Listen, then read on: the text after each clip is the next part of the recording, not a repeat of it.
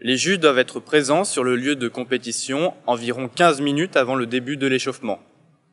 Le but de cette opération est d'avoir le temps d'aller chercher le matériel nécessaire, de vérifier celui-ci et de l'installer. Il est important de nettoyer et de préparer l'aire de saut avant la compétition. Il faut enlever tout ce qui traîne sur la piste.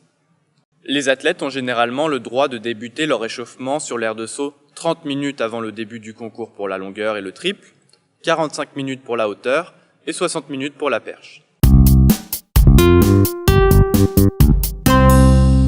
Pour tous les concours, vous aurez besoin d'un drapeau blanc pour indiquer la validation du saut.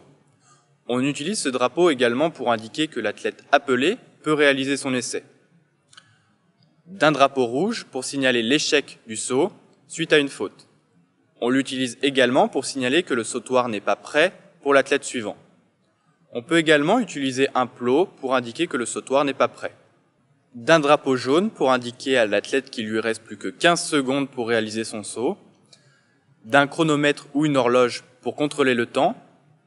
Une feuille de concours avec crayon à papier, une gomme et une planche pour inscrire le résultat. Un tableau d'affichage pour inscrire le numéro de dossard, le numéro de l'essai et la performance de l'athlète.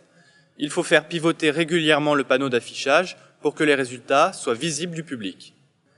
Il faut aussi prévoir 2 marques par athlète pour leur permettre d'installer des repères lors de leur course d'élan. Si l'organisation n'en a pas prévu, il est possible d'utiliser du ruban adhésif. En revanche, l'utilisation de craie ou de feutre est formellement interdite.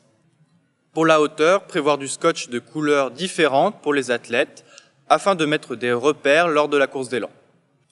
Un manche à air placé au bord de la piste d'élan pour les concours extérieurs permettra d'indiquer le sens et la force du vent. Il faut prévoir une toise pour mesurer la hauteur de la barre, une barre transversale de 4,50 m pour le saut à la perche et de 4 m pour la hauteur.